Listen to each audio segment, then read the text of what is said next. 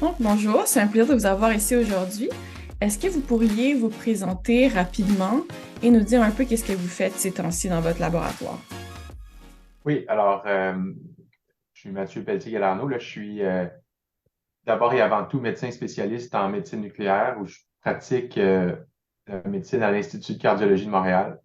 Ma pratique clinique s'adresse surtout à l'imagerie moléculaire cardiovasculaire. Là. C'est assez niché.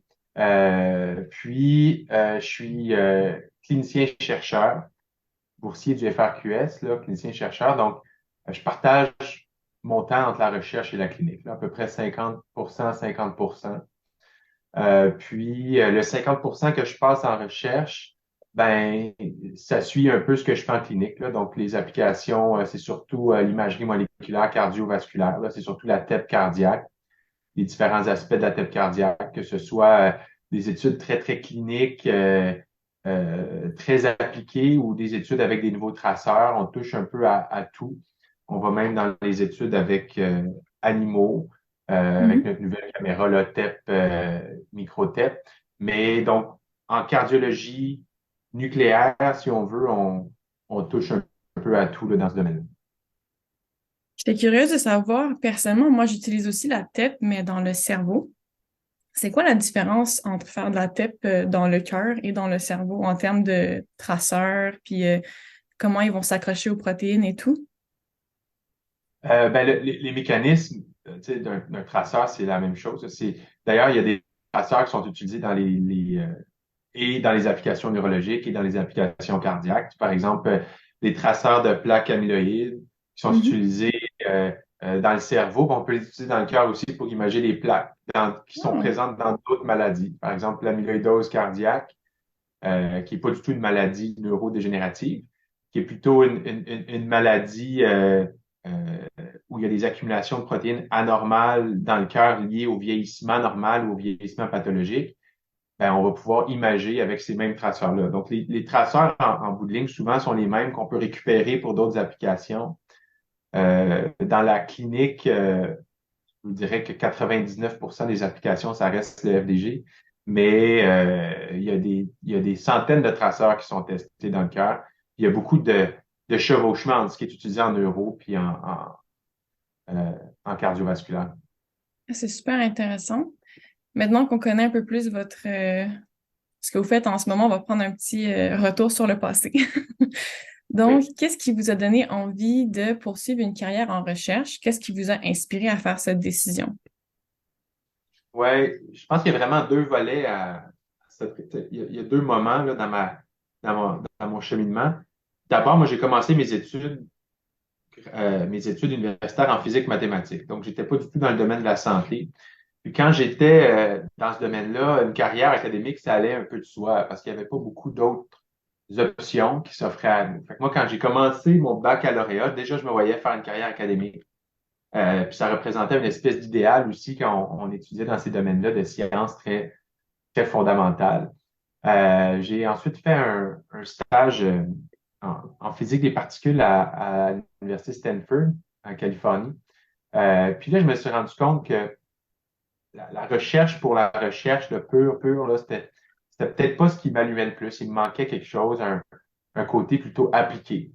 Euh, Fait que là, j'ai décidé d'aller faire des, des, des expériences. Je me suis exposé à la physique médicale, qui était pas du tout quelque chose que j'envisageais faire au début. Donc, j'ai allé faire un stage de physique médicale à l'Institut de cardiologie, sous la supervision de Dr. François Harel, qui est aujourd'hui mon collègue. Puis c'est là, il y a comme un déclic. Là. J'ai vraiment aimé ce que j'ai fait. J'ai décidé de m'inscrire en médecine à partir de là. Et puis là vient le deuxième moment où j'ai décidé de faire de la recherche. C'était pendant mon cursus médical. Là, j'avais une décision à prendre. Est-ce que je devenais clinicien 100%? Est-ce que j'allais faire médecine interne? Est-ce que j'allais faire de la chirurgie? Qu'est-ce que j'allais faire de mon temps? Puis assez rapidement, là, je me suis rendu compte que j'aurais été incapable de faire 100% clinique. Je me serais ennuyé, je me serais tanné. Pas que la pratique n'est pas stimulante, là, mais c'était pas pour moi. Mhm. Euh, alors là, j'ai choisi, tu sais, j'ai compris qu'il existait le cursus clinicien-chercheur. Il était possible de faire les deux en même temps. Puis, j'ai décidé là, assez tôt dans le cursus, là, avant même l'externat, de, que j'allais faire clinicien-chercheur. Puis, c'était une façon pour moi de pas me tanner, hein, parce que j'ai comme deux volets à mon travail. Puis, tu sais, s'il y en a un qui est un peu moins intéressant de journée, ben, l'autre est intéressant. Fait que je peux passer d'un à l'autre. Fait que c'est comme ça que j'ai décidé. En fait, c'était une décision purement centrée sur rendre ma pratique intéressante, ma, mon, ma pratique professionnelle plus intéressante. Fait que c'est de là que ça vient. Fait qu'assez tôt dans le cursus de médecine, et j'ai décidé que j'allais combiner la recherche et la clinique. Puis à partir de là, j'ai tout mis en place là, pour que ça fonctionne. Je pense que faire ça, c'est quand même une bonne façon de rester passionné, j'imagine, puis de comprendre toujours, comme d'avoir les... Tu sais, en recherche, des fois, pour garder une vue qui est quand même, comment on pourrait dire, quand même récente, ça aide beaucoup d'être sur le terrain autant que d'être dans un bureau avec des données. Je trouve que c'est quand même intéressant comme mix des deux. Oui, je vais rebondir là-dessus. Je suis d'accord parce que des fois, il y a des idées qui sont bonnes sur papier, Oui, mais assez vite, on comprend que l'applicabilité ou tu sais, dans la vraie vie de tous les jours, ça mènera nulle part. Tu sais. Fait que je dis pas que la recherche, c'est pas, tu sais, il y a des choses qu'on fait qui ont pas d'application, puis parce qu'on les voit pas, puis ça va venir plus tard peut-être. Puis il faut la faire, cette recherche-là. Mais des fois, il y a des fausses bonnes idées. Hein. oui.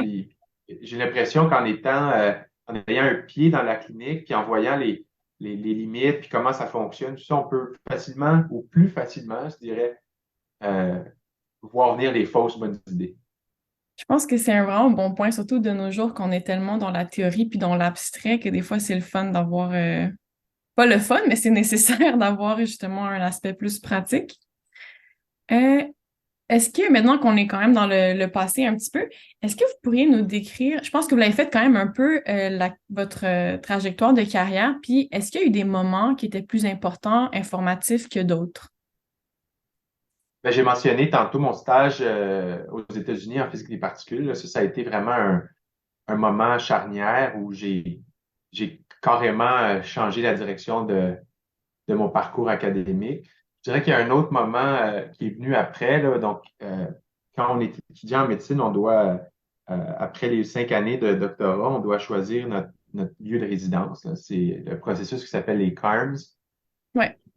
Moi, j'avais pris la décision que j'allais faire médecine nucléaire, entre autres parce que je savais que je pourrais m'épanouir en recherche dans ce domaine-là. Tu sais, quand j'ai choisi mes spécialités, je cherchais une spécialité où je pourrais faire ma recherche, puis je pourrais trouver un équilibre entre la recherche et la pratique clinique. Puis je trouvais que c'était parfait pour moi, avec mes expériences passées, tout ça. Donc là, quand est venu le temps de choisir mon lieu de résidence, les CARMS, c'est un peu un match où on dit où on veut aller, les programmes disent quels étudiants veulent prendre, puis là, tout ça fait que, bon, les meilleurs étudiants vont un peu où ils veulent. Et puis, on a droit à 4 choix de base. Puis là, Mhm. les gens souvent en font un peu plus. Puis là, moi, j'avais choisi les 3 programmes de médecine nucléaire au Québec, donc McGill, Montréal, Sherbrooke. Puis il me restait un choix. Puis là, je me suis dit, bon, le choix est gratuit. On va rajouter un programme. J'avais ajouté le programme d'Ottawa en me disant, je vais peut-être aller faire un peu de sport dans le parc de la Gatineau cette journée-là. Ça me donnait une journée de congé. Tu sais, j'allais là avec absolument aucune attente. Je me suis dit, je vais en profiter pour aller visiter de la famille qui est dans la région d'Ottawa. Et puis, je suis arrivé à l'entrevue à Ottawa. Puis, j'étais assis avec Dr. Terry Ruddy, qui est cardiologue, puis à l'époque, il était chef de la cardiologie, chef de l'Institut de cardiologie d'Ottawa, chef de la médecine nucléaire. Il portait beaucoup de chapeaux. Mhm. Et puis, l'entrevue, il a parlé du début à la fin. J'ai pas placé un mot. Puis il m'a dit qu'est-ce que j'allais faire. Il m'a décrit mes 5 prochaines années. Il dit, toi, tu vas faire ça, ça, ça. Tu viens ici pour telle raison. On va t'impliquer dans tel projet. À la fin, tu vas avoir tant de papiers. Puis il m'a complètement convaincu. Alors là, moi, je m'en allais à Ottawa faire du sport, voir de la famille. Puis je suis reparti en me disant, c'est là, il faut que j'aille. Fait que j'ai décidé d'aller faire ma résidence à Ottawa, qui était la meilleure décision que j'ai prise. Ça, je pense que ça a été un autre moment charnière qui a défini vraiment qui je suis maintenant, qui m'a donné beaucoup d'outils. Tu sais, ne serait-ce que être bilingue. J'ai passé 5 ans à travailler en anglais tous les jours, du matin au soir. Ouais. Veut pas, à la fin, on devient confortable. Hein. Ça compare la barrière de langue quand on vient le temps de présenter ou des trucs comme ça.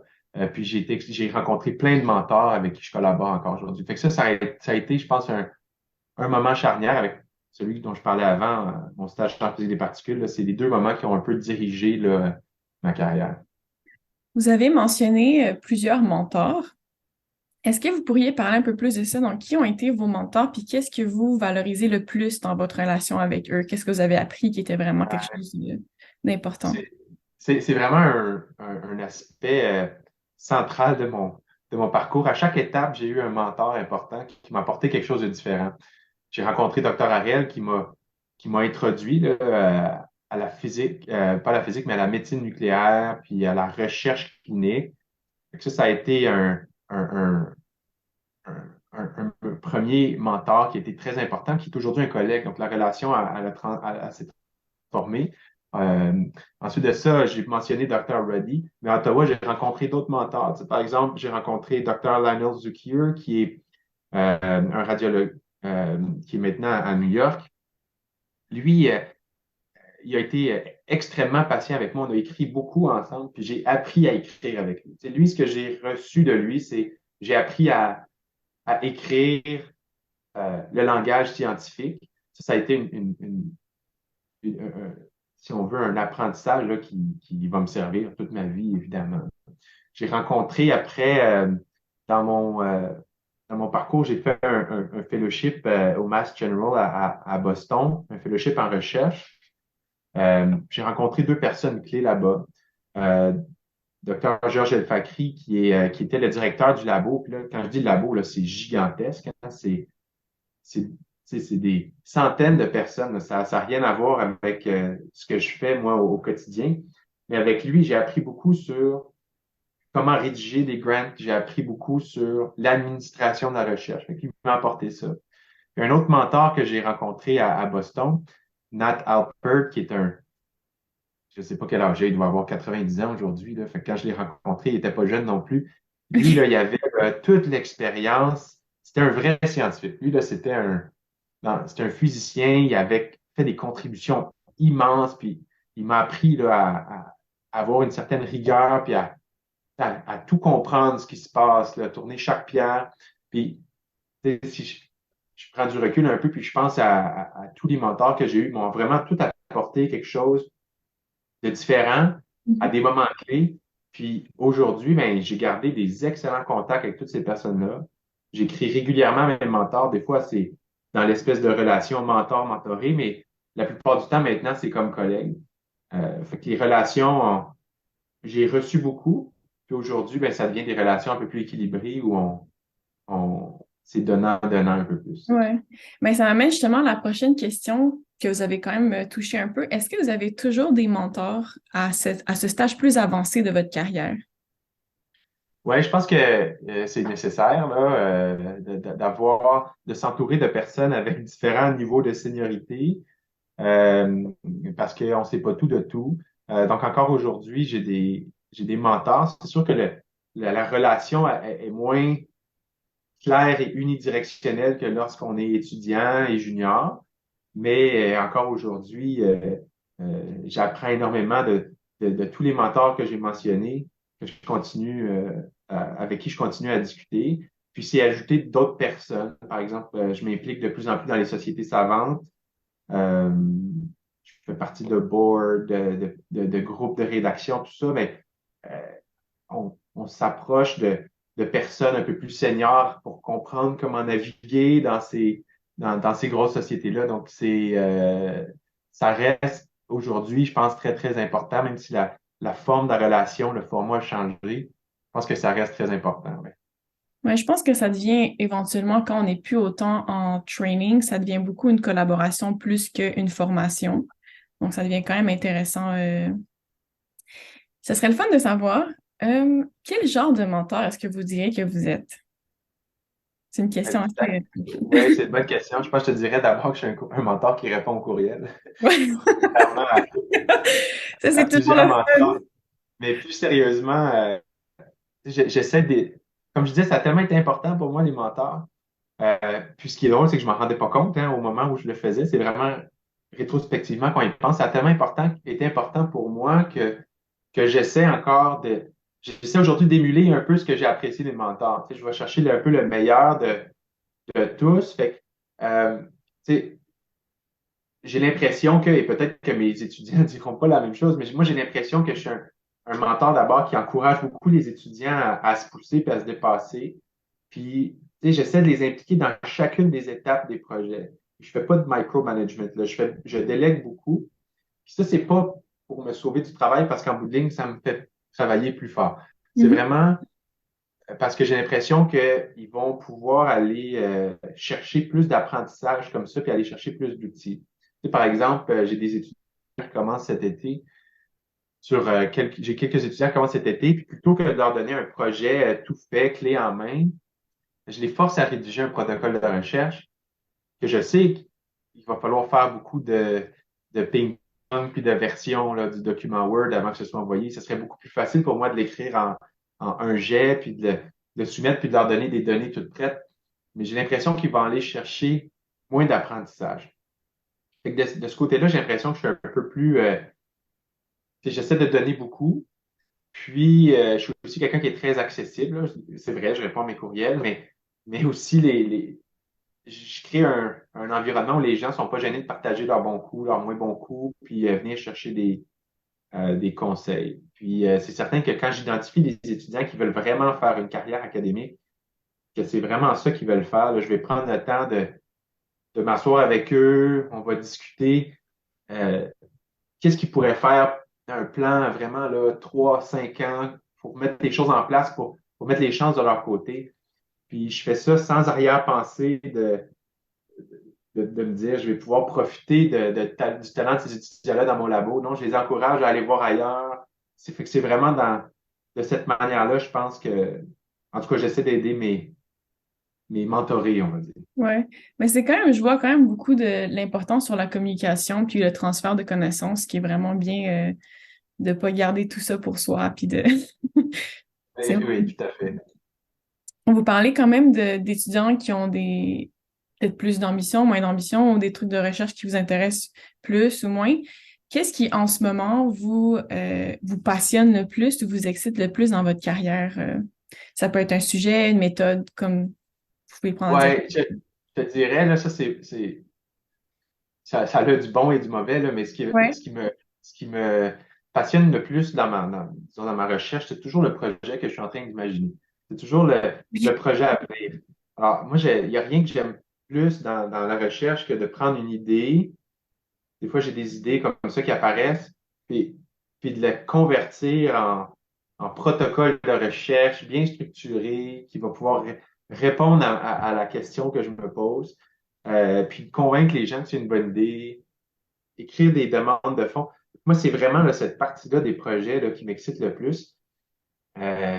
Par exemple, là, présentement, je suis en train de finaliser un projet où là, je sors vraiment de ma zone de confort, où je vais étudier des trucs dans les reins. Moi, je fais du cardiovasculaire, j'ai étudié quelque chose dans les reins. Là, Mhm. ça m'a forcé à lire, ça m'a forcé à m'exposer à une littérature que je connaissais absolument pas, à développer des nouvelles collaborations, discuter avec des nouvelles personnes. Puis ça, je trouve ça vraiment stimulant. Puis là, ça va être super le fun. On va faire les 2, 3 premiers participants. Ça va être très excitant. Après ça, l'intérêt va retomber un peu. Là, je vais partir sur un autre projet, partir sur un autre ballon. Pendant ce temps-là, ben, le projet va suivre son cours. L'équipe de recherche va continuer à accumuler les données. Puis là, l'intérêt va revenir un peu à la fin, quand va venir le temps d'analyser puis de rédiger. Mais c'est vraiment, je te dirais, les nouveaux projets, là, quand j'ai une bonne idée, je sais que j'ai une bonne idée, puis de convertir ça en, en langage scientifique, en protocole de recherche, c'est vraiment ça qui m'allume le plus. Vous avez dit que c'était bon et mauvais. Je vois juste du bon en ce moment. Oui, ben, le mauvais, je te dirais, c'est que faut faire attention pour pas se désintéresser des projets en cours. Il faut garder un certain équilibre. Il faut faire attention aussi pour pas avoir trop de bonnes idées en même temps, puis de surcharger le labo, puis que dans le fond, il y a trop de projets en parallèle, donc il n'y a rien qui se fait. Donc, il y a Ouais. toujours un équilibre entre les nouvelles idées, les nouveaux projets, puis il faut quand même fermer ce qui est commencé. Faut finir les recrutements, il faut publier les articles, parce que c'est ce qui permet après ça de faire tourner la roue, d'aller chercher d'autres subventions. Donc, c'est le danger. Là. Pour l'instant, j'y arrive encore, mais je peux facilement imaginer qu'on peut s'emporter, là, puis se désintéresser des projets en cours. Là, ça serait le danger. Je trouve ça vraiment comique parce que ben moi, j'ai le point de vue d'étudiante, évidemment. Donc, j'ai ça de mon PI dans le sens qui me dit, genre, fais un truc puis concentre-toi là-dessus parce que souvent, quand t'es étudiant, tu veux tout faire en même temps.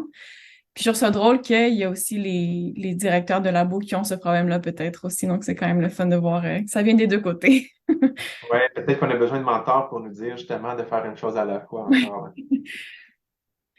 Et maintenant que vous parlez justement de votre labo, est-ce que vous avez un peu imaginé le futur de votre domaine? Donc, qu'est-ce que vous pensez que votre laboratoire va faire dans peut-être, disons, 20 ans? Est-ce que c'est un truc que vous pouvez genre prédire? Ouais, c'est une question qui est très difficile à répondre quand on vit comme ça un projet à la fois.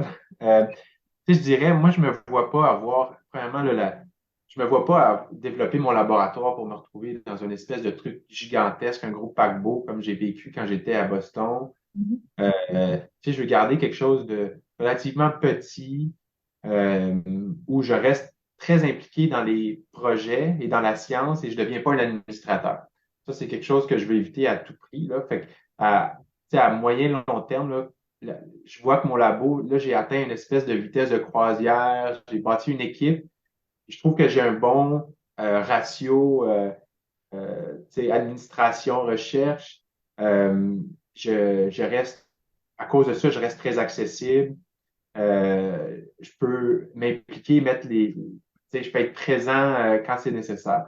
Fait que d'un point de vue laboratoire, là, c'est comme ça que j'aimerais ça pouvoir maintenir ça à, à moyen long terme. Pour ce qui est de la science, ben, c'est euh, tu sais, ce que je voudrais voir, c'est vraiment les projets que je suis en train de développer maintenant qui sont euh, très embryonnaires. Ben, je voudrais pouvoir les amener à la pratique clinique. Moi, c'est un peu ça, là, ma recherche, là. Tu sais, je peux te donner un exemple. Euh, je- j'ai développé un protocole avec un collaborateur du CHUM, Dr. Marc Gelcoeur, où on veut diagnostiquer de manière non invasive l'angine vasospastique, qui est une maladie, sans entrer dans les détails, là, c'est des patients qui se présentent avec des douleurs thoraciques. On pense qu'ils font une crise cardiaque, on les envoie faire les tests, puis les tests sont normaux. Puis là, on les renvoie chez eux en leur disant, bah, vous avez rien, c'est dans votre tête, ou peu importe. Allez voir votre médecin de famille, peu importe. Puis c'est une population de patients qui est très mal servie par les soins actuels. Puis nous, on pense on a on a développé un outil diagnostique qui va permettre de les identifier, de mettre un nom sur leurs symptômes, un nom de maladie, d'initier les bons traitements, puis éventuellement, peut-être même, on va pouvoir contribuer à aider à développer des traitements en suivant la réponse aux traitements, tout ça. Mhm. Et donc, ce projet-là, moi, tu sais, là, on est en phase très, très préliminaire où on fait une étude pilote, mais j'aimerais ça que dans 20 ans, ça fasse partie du quotidien, que ce soit normal de faire ces tests-là. Fait que moi, c'est ça les ambitions que j'ai, c'est que mes projets trouvent des applications cliniques à l'intérieur de 10, 15 ans, 20 ans peut-être. Puis ça serait vraiment là, pour moi la preuve d'un succès. Là. Oui, je vois vraiment dans ce que vous dites, cet aspect pratique qui reste important, ce que je trouve ça très valorable parce que ça reste quand même qu'une bonne partie des fonds de recherche, ça reste les taxes des gens. Donc, donc c'est important de quand même faire quelque chose qui peut être profitable pour la population aussi, là. Ouais, c'est certain. Puis la recherche, c'est pas, tu sais, faut s'assurer que tout est subventionné en recherche. Pas juste la science fondamentale, pas juste la science clinique, pas juste la science transitionnelle, là, si on veut, là, à défaut de meilleurs mots. C'est vraiment, tu sais, c'est tout le spectre qu'il faut euh, développer pour qu'en bout de ligne, le patient en bénéficie, là, évidemment. Ouais. J'étais curieuse de savoir aussi, vous parlez souvent de maladies cardiovasculaires et tout. Est-ce que votre laboratoire participe à ce transfert de connaissances avec le public plus général? Je sais que vous êtes médecin vous-même, donc j'imagine que vous parlez souvent avec des patients et tout. Euh, le transfert de connaissances avec le public, tu sais, c'est certain qu'on va faire moi, je fais pas. C'est une bonne question. On n'a pas de procédé, là, si on veut, le bien défini pour faire la dissémination au grand public de nos connaissances. Euh, à l'interne, il y a des petites publications qui se font avec les patients. C'est certain que moi, quand je rencontre des patients puis qui participent à la recherche, mais là, c'est certain qu'on va vulgariser, qu'on va tout expliquer dans des détails pas trop techniques. Mais c'est surtout, tu sais, par exemple, on a des études où on étudie l'effet de repas ultra transformés ou de junk food sur la fonction endothéliale, mais on va faire des posts Facebook sur qu'est-ce qu'on fait, pourquoi on fait la recherche, mais ça, c'est toujours en ayant comme objectif de recruter des participants. Tu sais, c'est pas juste dans un objectif là, noble d'informer là, le grand public. C'est certain qu'il y a aussi des activités de vulgarisation qu'on laisse un peu plus aux étudiants, là, je dirais, là, à l'intérieur du centre de recherche. C'est super intéressant. On parle d'étudiants, on a mentionné des étudiants quand même plusieurs fois.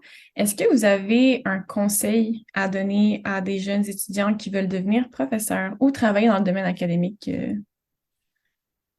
Ouais, le conseil que je dirais, là, c'est deux conseils qui peuvent même sembler un peu contradictoires, mais ils ne sont pas quand on y pense bien. C'est premièrement de sauter dans le train de la recherche très tôt, le plus rapidement possible, pour s'exposer le plus possible, parce que c'est tellement compétitif que c'est important assez tôt dans le processus d'avoir des expériences, des publications. Par contre, ce qui est très important, puis je pense que c'est encore plus important, c'est de ne pas se spécialiser trop tôt. Ça, c'est un conseil que je donnerais à n'importe quel étudiant, que je donne à mes étudiants aussi.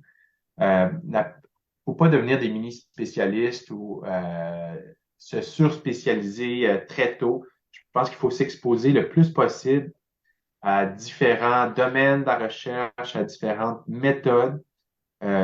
C'est important parce que quand on est étudiant, faut développer les outils. Euh, Puis c'est en étant exposé à différentes choses qu'on va développer des outils.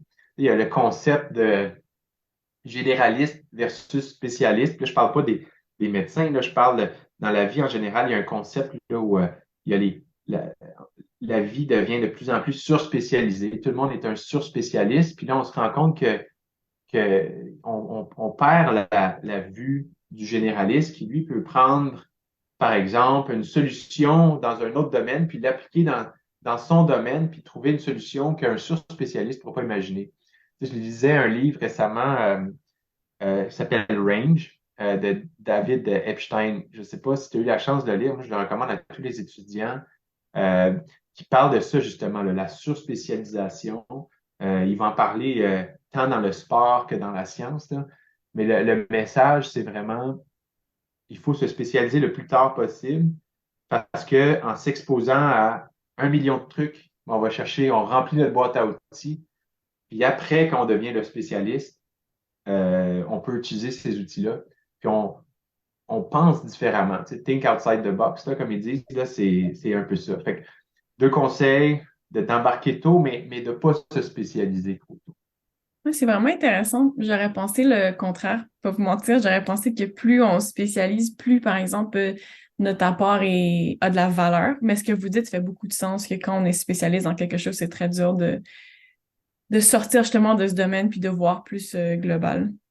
C'est difficile parce qu'il y a beaucoup d'inertie, il y a beaucoup de choses qui font que tu sais, quand on applique pour des demandes de subvention, les gens vont regarder, ah, mais elle a des expériences un peu à gauche, à droite, elle n'a pas démontré, cette personne-là, que c'était ça, sa voix. Oui, mais tu sais, faut se battre contre ça. C'est pas l'idée. En même temps, un étudiant, comment tu peux savoir, toi, ce qui t'intéresse puis ce que tu aimes si tu as fait une seule chose? Tu peux pas C'est être convaincu que moi, ce que je veux faire, c'est l'imagerie de la mitochondrie dans le neurone si tu n'as rien fait d'autre que ça. Tu sais? Alors, tu n'as pas été exposé. Peut-être que dans 10 ans, tu vas te poser des questions, tu vas te dire, ah, est-ce que j'ai fait le bon choix? Alors que si tu as vraiment été exposé à 1 million de trucs, mais là, tu as vu ce que tu aimais, tu as vu ce que tu n'aimais pas aussi. Là. Ouais, je suis d'accord avec vous, puis c'est justement pour ça que j'avais cette pensée, parce qu'il y a beaucoup de directeurs de laboratoire qui reprochent aux étudiants, justement, quand ils sont pas spécialistes dans quelque chose. Donc, c'est pour ça que des fois, c'est dur. Des fois, on nous dit faut être contre ça, mais quand t'es étudiant, t'as vraiment peur. Fait comme... Ah, faut acheter ce livre à ces directeurs-là. Ça vaut le- Bonjour aux écouteurs du podcast du RBIC. Prenons une petite pause ensemble pour absorber l'information, mais aussi pour aller regarder le site web du blog du RBIC et les autres articles dans lesquels on parle de sujets intéressants en sciences. Et aussi profitez-en pour aller regarder les autres épisodes qu'on a du podcast aussi. C'était pas mal tout pour la pause de maintenant et je vous laisse retourner au podcast. On approche ma question préférée de toutes les questions en tant qu'étudiante. Comment est-ce que vous approchez, mon Dieu, comment on dit ça en français? Comment est-ce qu'on dit failure en français? J'ai mon anglais et mon français. Échec. Échec, voilà. Comment est-ce que vous approchez l'échec et quel est votre plan d'action après un échec en général?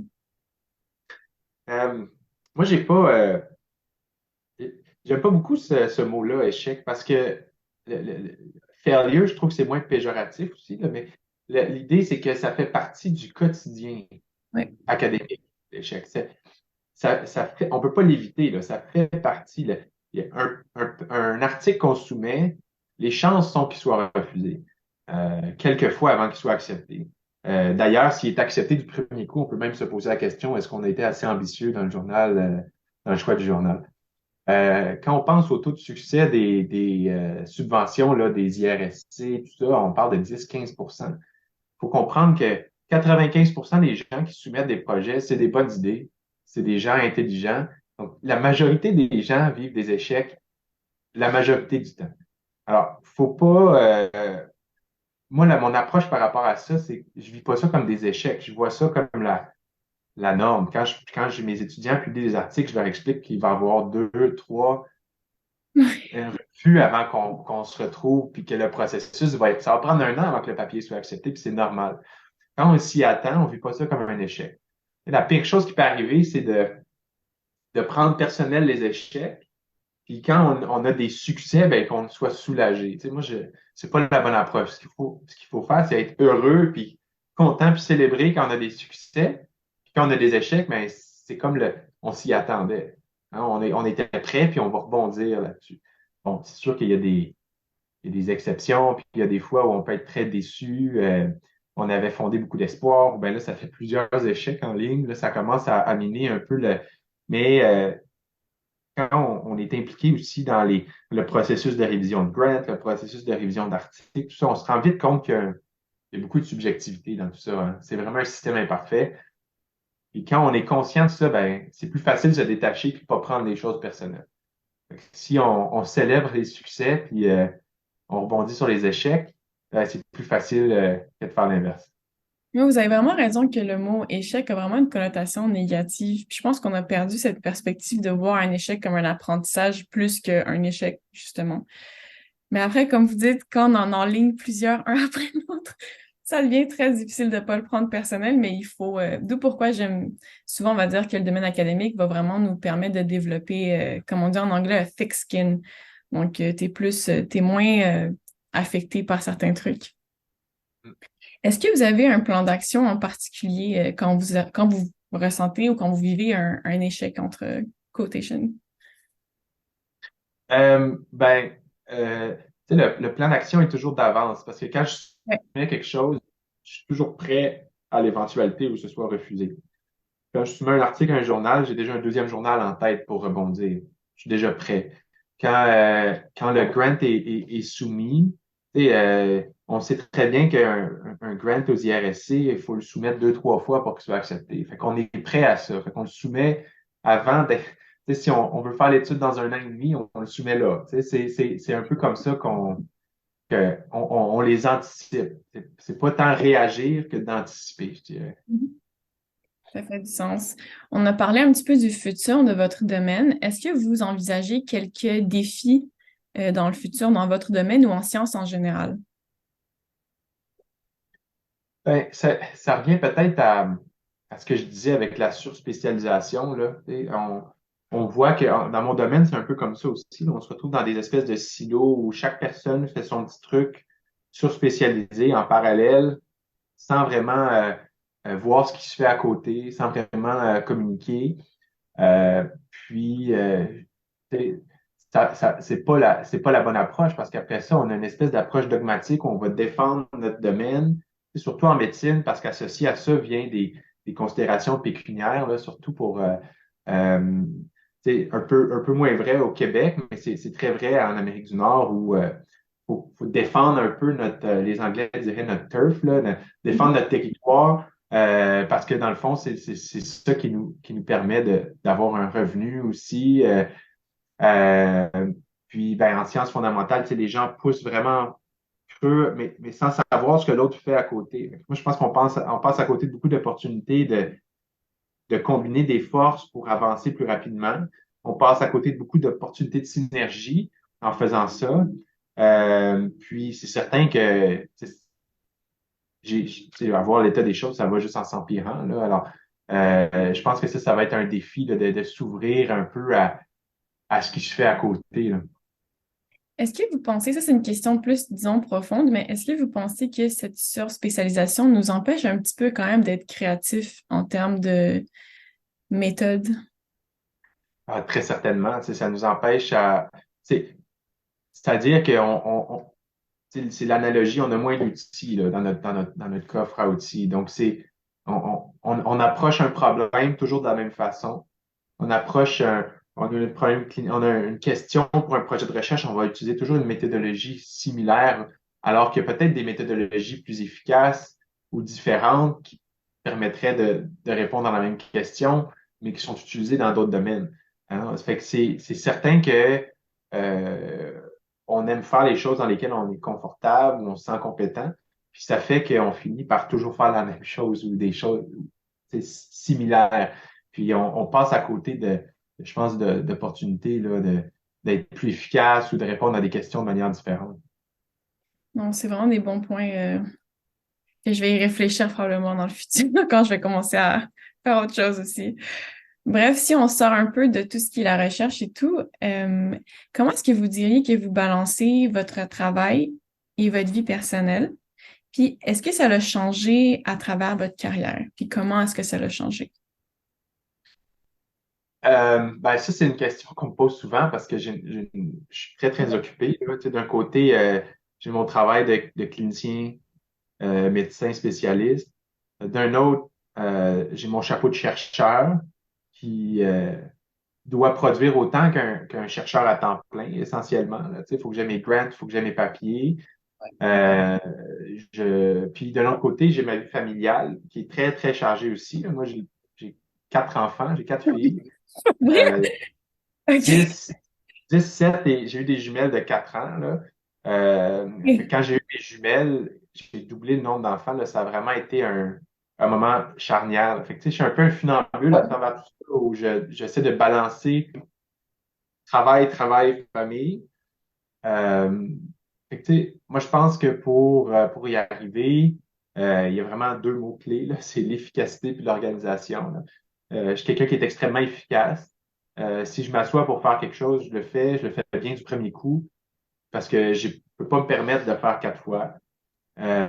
Puis s'organiser, donc avoir une organisation du temps très serrée, optimiser son agenda, puis mettre des limites, établir des limites claires, là. Quand moi j'ai eu mes jumelles, là, c'était évident que j'amenais plus de travail la fin de semaine à la maison. Tu sais, à moins de cas d'exception, là, par exemple, des congrès, un gros deadline pour un grant, ça va, là, mais tu sais, du travail là, quotidien, là, j'en rapporte plus à la maison la fin de semaine. La maison, c'est protégé pour la famille. Euh, à l'hôpital, ben, évidemment, le patient, c'est la priorité, toujours, toujours. Donc, si j'ai tu sais, un conflit. quelconque entre ma recherche et ma clinique, ça va toujours être ma clinique qui va avoir qui va avoir mon temps. Donc, en établissant des, des, des, euh, des limites claires comme ça, c'est vraiment facile au quotidien quand il survient un événement de dire, OK, qu'est-ce que je fais là? J'ai deux, trois options, mais c'est facile. Ouais. Bon, ma règle, c'est ça. Donc, je le respecte. De cette manière-là, je pense que j'arrive à balancer tout ça. Mais je dirais que ça demande beaucoup d'organisation. J'imagine. En tant qu'étudiante en recherche du sommeil, je me demande si vous dormez. Est-ce que vous dormez 8 Ouais. heures par jour? Ah, j'aimerais ça dormir 8 heures par jour. Donc, malheureusement, mes enfants ne dorment pas. Alors, même là, il approche 5 ans, puis deux, trois fois par nuit, les deux vont se réveiller. Donc, OK. ça doit faire un bon 10 ans là, que j'ai pas aligné deux vraies nuits de sommeil, mais j'espère que ça va venir. OK, bon. Pour vrai, moi, je vous trouve des surhumains, là, les chercheurs qui ont des enfants aussi. Puis, vous avez vu ma réaction quand vous avez dit quatre, donc je me suis dit, tout mon respect ici. J'étais curieuse de savoir, vous avez mentionné des limites, et je sais que, ben, parce que je me réfère à mon directeur de laboratoire, qu'une fois que vous avez des enfants, je pense que c'est quand même des limites que vous mettez avec vos étudiants aussi. Donc, est-ce que ça a changé un peu votre disponibilité aux relations ou ou vos limites justement que vous mettez avec vos étudiants? Ben, c'est-à-dire que si je reçois un courriel samedi matin, il est très probable qu'il n'y ait pas de réponse dans Ouais. l'heure qui suit.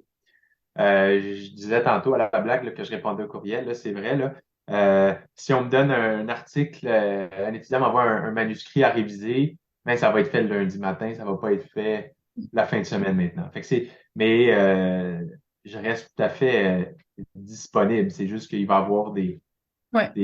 tu sais, par exemple, si on a un deadline qui arrive, là, des soumissions des fois d'abstract, des deadlines qui arrivent la fin de semaine, toujours mal placé, ben, je vais demander à ce que le travail soit finalisé la semaine avant. Ouais. Donc, on va établir des limites comme ça pour respecter les limites que moi-même je me suis établi dans ma vie personnelle. Je pense que c'est une question d'organisation aussi, là. Faire un truc à la dernière minute, c'est très dur justement de respecter ses limites si on n'a pas vraiment de temps. Puis j'imagine que c'est pour ça aussi que vous préférez avoir un labo qui est pas justement de 100 personnes pour pouvoir rester accessible. Ben, d'une part, on reste accessible, mais d'autre part, on peut continuer moi, je peux continuer à m'amuser puis à toucher un peu à tout de cette manière-là. Comme je disais, je Ouais. deviendrai pas un administrateur qui s'éloigne de la science. OK. Euh, c'est ça l'idée aussi. Fait que d'une part, garder un contrôle sur son horaire, d'autre part, continuer à s'impliquer là, dans le quotidien de la recherche. Maintenant, une autre question que j'aime beaucoup demander aux chercheurs. Si vous pouviez dire quelque chose à une version plus jeune de vous-même, qu'est-ce que vous diriez? Euh, je- Pas, tu sais, ce que je dirais, c'est pas, je dirais pas de changer quoi que ce soit. Là. Ce que je dirais probablement, c'est que je me rassurerais en disant c'est normal de se promener d'un programme à l'autre, de butiner, d'essayer des choses à gauche, à droite, puis que ça va te servir plus tard. Moi, j'ai fait, tu sais, sans rentrer dans tous les détails de mon parcours, moi, j'ai fait le conservatoire de musique, j'ai fait de l'économie au cégep avant de faire sciences nature. J'ai fait, tu sais, je me suis réaligné plusieurs fois comme ça en sachant pas du tout ce que j'allais faire. Puis ça m'inquiétait un peu parce que je me disais, qu'est-ce que je vais faire, ça, mais en bout de ligne, tous ces détours-là, ça va pas jouer contre moi, ça m'aura été utile plus tard. Fait que c'est ce que je dirais à une version plus jeune. Je dirais aussi probablement de profiter du sommeil pendant que tu n'as pas encore d'enfant, là, mais ça, c'est. Ouais, OK. I mean, je vais faire genre shameless promo ici, là.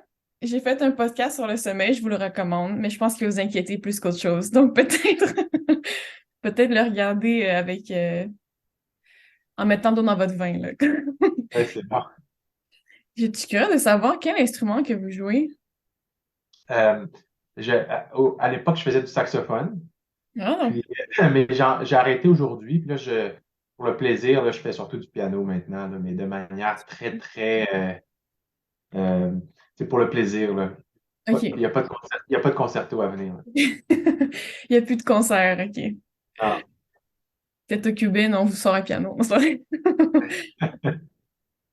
Dernière question. Est-ce que vous pouvez partager quelque chose que la plupart des gens ne savent pas de vous? Un parcours. Euh, ouais, ben, tu sais, pas très, c'est pas très révélateur, là, je vais choquer personne, là, mais c'est moi, un de mes plaisirs coupables en recherche, là, c'est de trouver des acronymes pour mes études. C'est niaiseux, là. Je OK. prends un plaisir fou à essayer de trouver des acronymes. Puis c'est complètement inutile parce que la plupart du temps, ils ne sont même pas publiés, ces acronymes-là. Ouais. Euh, c'est vraiment juste pour une utilisation en interne, mais je passe effectivement trop de temps là-dessus. Euh, puis, euh, tu sais, si j'en trouve un bon, là, je suis content. Par exemple, j'ai une étude que je commence là, où on étudie un médicament pour remplacer un protocole, là, en tout cas pour shifter le métabolisme du cœur, passer du sucre, du glucose aux acides gras libres. Puis l'acronyme pour mon étude, c'est Sweetheart. Puis je suis tellement content. Puis toute la satisfaction que je suis allé chercher à trouver cet acronyme-là, ça, tu sais, je peux pas, les gens peuvent pas comprendre ça, mais je vais chercher un plaisir là-dedans que je peux même pas m'expliquer. Alors, ça, c'est les gens savent pas ça, ils voient les acronymes, ils se posent pas trop de questions, là, mais il faut savoir que j'ai pris beaucoup de temps et d'énergie à trouver ça. C'est quand Puis même peut-être psychologique. de manière un peu plus sérieuse, il y a aussi le fait que malgré, tu sais, que ma carrière est super bien, que j'ai eu de, beaucoup de failures, mais aussi beaucoup de succès, beaucoup de grants, tout ça. On regarde tout le temps un fond de sentiment d'imposteur qui part jamais. Tu sais, on est toujours à se demander à quel moment les gens vont découvrir que j'ai pas d'affaires là, puis que je suis. Tu sais, ça, même quand j'ai eu ma dernière IRSC, je me disais, ils ont-tu vraiment lu comme il faut? Tu sais, il y a toujours ce fond de sentiment d'imposteur qui, j'ai l'impression, partira jamais. Vous savez, c'est tellement intéressant parce que vous n'êtes pas le premier chercheur qui me dit ça. Parce que c'est sûr que quand j'ai commencé à travailler en recherche, pour moi, les chercheurs, c'était des surhumains. Donc, pour moi, très proche des robots, les chercheurs, quand j'ai commencé en recherche. Puis maintenant que plus on avance dans le parcours, on se rend compte que, au contraire, ils sont très humains, puis qu'eux aussi ont ce sentiment de est-ce que je fais bien ce que je fais. Puis c'est très réconfortant de savoir que c'est pas juste toi qui se sens out of place. J'étais curieuse, vous mentionnez justement les IRSS et tout, mais comment est-ce que vous vous sentez justement de recevoir le prix d'étoile montante du réseau de l'imagerie du Québec? Donc, c'est quand même un réseau assez grand au Québec. Ah ben ça a été tu sais, en plusieurs étapes. D'abord, c'est mon directeur universitaire, Dr. Chartrand Lefebvre, qui a soumis ma candidature, puis il m'a dit il m'a demandé, Mathieu, est-ce que je peux soumettre ta candidature? D'abord, ça a été très tu sais, c'est le fun de savoir que ton directeur universitaire pense que tu mérites un prix comme ça. Fait que, tu sais, il y a eu cette première, disons, phase de euh, là, puis quand j'ai reçu le prix, ben j'étais tu sais, ça nous réconforte un peu dans notre sentiment d'imposteur, encore une fois, mais on se pose toujours la question, je le mérite-tu vraiment? Est-ce qu'il y avait, Ouais. il y avait beaucoup de personnes qui étaient meilleures que moi? Pourquoi moi? Mais on est toujours très touché par ça parce que quand on a des carrières académiques, en tout cas, moi, ce que je vis beaucoup au quotidien, c'est tout, ce que je fais est un peu attendu. J'ai mon grant, c'est attendu que j'ai mon grant. C'est attendu que j'ai toutes mes petites victoires que j'ai au quotidien ou dans une année. Tu sais, ça surprend personne parce que c'est attendu. Des petits prix comme ça, c'est comme des surprises qui soulignent un peu le travail, puis on les apprécie beaucoup, puis on les prend quand ça passe parce qu'il n'y en a pas, il y en a pas à chaque année des trucs comme ça. Ouais. Ah, mais je suis sûre que vos étudiants diraient pas que est-ce que vous le méritez ou pas. Je suis sûre qu'ils seraient très d'accord. Je voulais savoir comment est-ce que vous célébrez une réussite en général? Ça peut être pas mal n'importe quoi. Ça peut être une bière. Ah, ben, d'abord, j'en parle toujours avec mon collègue et mentor, Dr. Ariel, là, avec qui je travaille. Puis, il y a toujours le tour de, tu sais, de célébrer, là, puis d'être content pour moi. Fait que c'est toujours une des premières choses que je fais. Puis, évidemment, j'en parle toujours à ma conjointe de longue date, là, Marie-Michel, qui, elle, est ma meilleure cheerleader, toujours. Fait que dès que j'ai un succès, je veux le partager avec les gens là, vraiment proches autour de moi. Puis, c'est ça. Fait que c'est avec eux, à travers eux, que je peux vivre ma fierté puis mes succès. Ouais, c'est vraiment une belle réponse. Je suis d'accord avec vous que souvent nos partenaires jouent un rôle très important aussi dans notre accomplissement académique. C'est eux qui écoutent nos présentations, tous les trucs, c'est eux qui vont en premier passer au travers de tout ça. Donc, on est passé au travers de nos questions longues. Donc, j'ai quelques petites questions rapides pour vous. Est-ce que vous êtes pour le open ou acquired data? Donc, le open qui veut dire qu'on met les datasets en ligne, disponibles pour tout le monde, et acquired qui, genre, on prend les données puis on les garde plus à l'interne. Ouais, moi, je suis comme un peu de la vieille école pour ça. Je suis très acquired data, là. J'ai pas, j'ai quelques réticences à vouloir tout partager. Euh, Pas que j'ai des choses à cacher, là. Oui. Euh, et j'ai pas encore, tu sais, je comprends qu'il faut avoir une transparence en recherche. Je suis tout à fait pour ça. Mais tu sais, si on veut trafiquer des données, on peut les trafiquer dans les données qu'on partage. Là, ça change rien. À mon avis, là, ça prévient pas le trucage de données. Donc, j'ai pas encore saisi. On travaille tellement fort pour accumuler des données que là, les partager comme ça, j'ai une certaine réticence. Là, mais c'est probablement parce que j'ai pas encore compris c'était quoi le vrai but puis l'objectif du open data. Tu sais, j'ai pas encore saisi l'essence ou j'ai pas encore saisi comment moi je pouvais en profiter. Et Ouais. c'est pour ça que je suis encore un dinosaure là, de ce côté-là.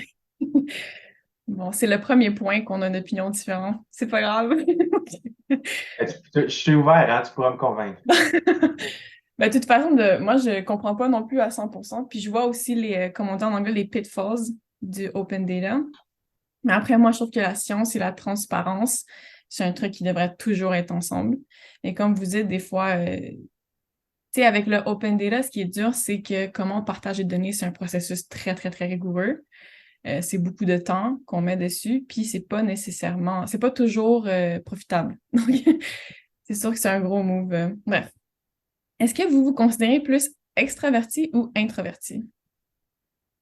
Ouais, je me suis posé la question quand j'ai vu ta liste de questions, puis il a fallu que je demande à ma conjointe j'étais quoi, parce que je ne savais pas. Puis elle dit, t'es clairement introverti. T'es capable de fonctionner dans un groupe, tout ça, mais tu sais, elle m'a dit, elle m'a posé la question, elle dit, c'est où que tes idées viennent en groupe ou ils viennent toutes seules? Est-ce que tu te reposes seul ou tu vas te ressourcer avec des amis? Puis je me suis rendu compte assez rapidement que moi, je suis introverti parce que dans ma vie, j'ai jamais eu un brainstorming efficace, là. J'ai jamais eu une bonne idée en brainstorming. Pour moi, c'est toujours une perte de temps. OK. Moi, pour trouver une idée, pour résoudre un problème, je ferme ma porte, je sors un crayon et un papier, puis là, ça vient. C'est pas en discutant avec des gens que j'ai des idées. Au contraire, je suis complètement inhibé. On dirait que les idées viennent pas. Et c'est la même chose, à un moment donné, quand je suis fatigué, j'ai besoin de me ressourcer, ben, qu'est-ce que j'aime faire? Ben, c'est des trucs sur le tas, là. Aller faire du vélo, aller faire de la course à pied. C'est ça, moi, qui va euh, m'énergiser. C'est pas d'aller prendre un café avec 12 amis, là. Donc, je pense que c'est introverti. Bon. Mais c'est des bonnes Capable de questions. compenser quand même. C'est des bonnes questions de se poser pour Ouais. savoir si on est introverti ou extraverti. Donc, vous, les brainstorms de 2 heures, c'est pas votre truc. OK. Ah non, non, absolument pas. Une autre question, est-ce que vous préférez l'été ou l'hiver? Puis on est au Ouais, moi, Québec en plus, donc. ouais, tu sais, c'est l'été, la réponse, là, justement, pour les sports d'été que je pratique. Mais ce qui est important, c'est que l'été nous fait apprécier l'hiver, puis l'hiver nous fait apprécier l'été. Fait que c'est Ouais. l'alternance qui fait qu'on on est bien 12 mois par année, là. Peut-être pas en octobre, là, mais c'est vraiment l'alternance qui fait qu'on apprécie l'un et l'autre. Heureusement, vous n'avez pas la dépression saisonnière, j'imagine alors. Pas encore, non. Non. OK. Est-ce que vous préférez le rock ou la musique classique? Ouais, ben, j'ai mentionné que j'ai fait le conservatoire. Là. Moi, c'est définitivement la musique Le classique. classique. C'est la musique sans parole que je mets quand je veux me concentrer, travailler concentré. J'aime ça avoir un peu de bruit, mais dès qu'il y a des paroles, je perds toute concentration. Donc, définitivement la musique classique. Maintenant, café ou thé? Ah, c'est 100% café. Le café. J'adore le café, puis c'est pas juste parce que je dors pas, là. Oui. Euh, il y a quelque chose de réconfortant d'avoir un café chaud là, quand on travaille. Même que Ouais. des fois, je suis à l'hôpital, là, je travaille, puis là, je me dis, ah, j'ai déjà bu trop de café, je peux pas en boire plus. Puis, je vais me faire un déca. C'est juste pour avoir une tasse chaude, puis que ça sente bon, là. Donc, Ouais. café, 100%. Je pense que c'est très réconfortant, un café, effectivement. C'est comme un moment pour soi, pour beaucoup de personnes, là, de le sentir et tout. C'est vraiment agréable. Puis je pense que le café, c'est l'huile de la recherche aussi, là. Donc, Ouais, ouais, c'est ça. dernière question. Est-ce que vous êtes plus bagel de Montréal ou poutine? Ouais, c'est poutine, 100%. Le, les- Yes! le, Oh! le bagel, on en mange, tu sais, ça peut être un déjeuner, on peut se faire Ouais. un truc, mais la poutine, c'est spécial. On mange pas ça tous les Ouais. jours. Puis, tu sais, des fois, moi, si je vais faire une longue sortie de vélo, là, on va partir 4-5 heures, on va finir ça avec une poutine après. Là. Fait qu'il y a comme une composante de célébration. Fait que pour moi, ouais, la poutine, 100%. Moi aussi, je comprends pas les gens qui répondent bagel à cette question. Peut-être qu'ils n'ont pas essayé la poutine. Très possible, c'est très possible. Although on est au Québec, donc si on n'a pas essayé la Ben, poutine au Québec, c'est un peu triste. Donc, on approche la fin de notre série de questions. Ma dernière question pour vous, c'est, donc vous êtes cardiologue.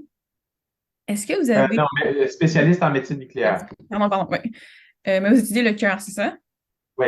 Puis, avez-vous, juste pour compter sur la même longueur d'onde, avez-vous des conseils pour les gens pour peut-être améliorer leur santé cardiovasculaire? Ça peut être basé sur votre recherche ou juste vos connaissances générales. Oui, ben, tu sais, la santé cardiovasculaire, là, c'est très, très simple. Hein? C'est OK. pas compliqué, là. C'est des bonnes habitudes de vie. C'est juste ça. Donc, c'est bouger. Là, les gens sous-estiment ça beaucoup, hein, bouger. Là, c'est tellement important. Ouais. Euh, ne serait, tu sais, ça devrait être à la base de notre vie. Il faut faire de l'exercice. Puis là, je dis pas de faire des marathons, hein, tout le monde. Ne serait-ce que marcher tous les jours. Il faut que ça fasse partie du quotidien puis du normal de marcher. Moi, je vais travailler 12 mois par année en vélo à l'hôpital. Ça me force à bouger quand j'ai pas le temps. Mhm. Fait que plutôt que de passer du temps dans la voiture assis, ben, je le passe sur mon vélo à pédaler. Fait que je fais mon exercice comme ça. Euh, Fait que bouger, c'est le truc numéro un. Évidemment, je prends pour acquis que personne fume, mais je sais que c'est pas la réalité, là. Euh, Puis la deuxième chose, ben, c'est l'alimentation.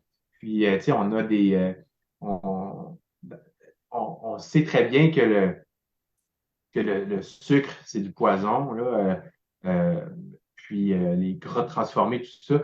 Mais on se rend compte maintenant, il y a de la recherche qui sort sur, par exemple, les procédés de fabrication des aliments. On pense à les aliments qu'on appelle ultra transformés, qui ont des quantités importantes de préservatifs, de trucs comme ça, qui sont faits en usine. Mais ça, c'est important aussi. On a une étude qu'on vient juste de fermer, là, l'étude qui s'appelle SUPER. Alors, un acronyme, encore une fois, bien justifié. L'étude SUPER qui s'intéressait à l'effet d'un repas ultra transformé sur la fonction endothéliale puis la fonction euh, neurocognitive. Puis, on a donné un seul repas ultra transformé à des participants. Puis, à une autre visite, on leur a donné un repas sain, non ultra transformé, mais qui était comparable en termes de calories, de gras, de sucre, tout ça. Puis, on a mesuré des différences après seulement un repas sur les niveaux circulants d'adénosine. Puis là, les résultats sont en cours d'analyse, mais il y a des tendances qui commencent à ressortir déjà sur les tests de cognition, là. Donc, tu sais, il faut vraiment faire attention à ce qu'on mange. Une poutine une fois de temps en temps, mais pas trop souvent. Puis l'exercice, puis tu sais, juste faire ça, là, euh, c'est, euh, ça fait toute la différence sur la santé cardiovasculaire. Peut-être que je vais terminer là-dessus parce que les gens se disent des fois, surtout les plus jeunes, ah, tu sais, je veux vivre ma vie, à quoi bon vivre si c'est pour manger, pour devenir vegan, puis pas profiter de la vie, là, mais c'est pas ça, tu l'allongeras pas ta vie tant que ça. Mais c'est les 10 dernières années de ta vie où tu vas en profiter parce que tu vas être en santé versus être très malade les 10 dernières années de ta vie, rongé par le diabète, rongé par plein de problèmes de santé qui vont rendre ça complètement désagréable ou tu ne pourras pas en profiter. Fait que c'est pas tant allonger la vie que allonger la vie en santé. Puis c'est comme ça qu'il faut le voir. Mais je pense que quand on est jeune, c'est très dur de se projeter dans le futur puis de comprendre que ce qu'on fait à, disons, dans le début vingtaine, trentaine, nous affecte quand on va avoir 50, 60 ans. Est-ce que vous avez une ressource ou un site web que vous aimez bien, que les gens peuvent fréquenter s'ils veulent avoir plus d'informations sur la santé cardiovasculaire et tout ça?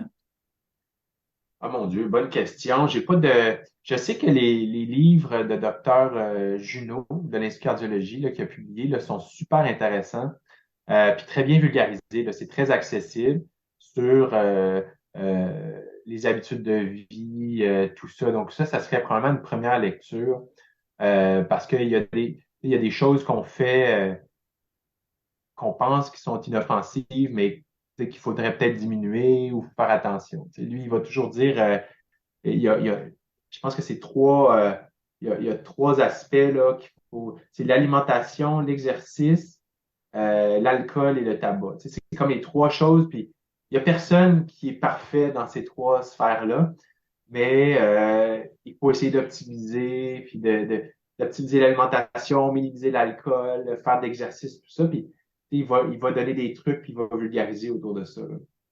Ah, super. Est-ce que vous avez un Twitter, Instagram, Facebook, quelque chose où est-ce que les gens peuvent vous retrouver s'ils veulent avoir plus d'informations par rapport à votre labo et tout ça? Ah, je Ou suis un pas très. LinkedIn, ResearchGate. Ouais, j'ai un LinkedIn, évidemment, là, mais l'information sur mon labo est pas très sur les réseaux sociaux. Mhm. Euh, j'en ai pas. J'ai pas. Encore une fois, je suis vieux jeu là-dessus. Là, je suis pas très actif sur les réseaux sociaux. J'ai un compte Twitter sur lequel je vais présenter un ou deux posts par 6 mois. Là. Donc, c'est pas le compte le plus actif, là, surtout dans les derniers mois. Mais non, malheureusement, si les gens veulent des informations, il faut nous contacter. Puis, mais Par peut-être contre, qu'après cette entrevue-là, là, je vais mettre un associé de recherche là-dessus là, pour voir si on peut augmenter notre présence et notre vulgarisation. OK. Donc, généralement, j'ai eu cette impression que c'est plus par courriel avec vous. Vous êtes quand même accessible. Vous êtes un des chercheurs qui m'a répondu le plus vite en passant. Donc, j'étais très contente. Il n'y a pas de souci. D'ailleurs, c'est ce que je disais. Je suis un mentor qui répond aux questions et aux C'est courriels. super, c'est vraiment apprécié. Est-ce qu'il y a un truc que j'ai pas touché que vous aimeriez mentionner comme mot de la fin? Non, je pense qu'on a fait le tour. J'ai pas. Tu sais, moi, le message en bout de ligne là, c'est que moi, je fais de la recherche pour m'amuser. Je n'ai pas Oui. besoin de faire de la recherche pour gagner ma vie. Hein, c'est ça qui est quand même particulier de ma situation. Fait que je dirais aux jeunes d'avoir cette approche-là, de se dire on fait de la recherche pour s'amuser. Puis si on y trouve pas plaisir, ben, faut se poser des questions parce que c'est long une carrière si on n'a pas de plaisir. Hein. Ouais. Fait que, faut trouver quelque chose là qui nous allume. Puis il faut pas hésiter non plus à dévier de notre trajectoire puis à changer de branche un peu ou beaucoup en fonction de nos intérêts puis des opportunités qui s'offrent à nous. Je pense que c'est un très beau message, surtout de mettre de l'emphase sur la passion et aussi sur la diversification, surtout parce que de nos jours, il y a quand même une grosse pression sociale d'être productif au prix de la passion, au prix du plaisir. Donc, merci beaucoup pour ce message. Merci aussi d'être venu aujourd'hui, d'avoir répondu à toutes nos questions, puis félicitations encore une fois pour votre prix. Vous méritez d'en profiter et d'être content et tout. On va sûrement se revoir à Québec. Donc, encore une fois, Et merci beaucoup et c'est pas mal ça pour moi. un grand merci, Berry, pour l'entrevue. Alors, merci à vous, puis on se revoit bientôt. Rebonjour encore une fois. Donc, nous sommes à la fin de notre podcast avec notre étoile montante de cette année, Dr Pelletier-Galarno. J'aimerais le remercier et le féliciter encore une fois. Si vous êtes un chercheur et vous avez apprécié ce format, n'hésitez pas à me contacter. Mon email va être dans la description en bas. Et encore une fois, merci d'écouter et j'espère vous revoir bientôt.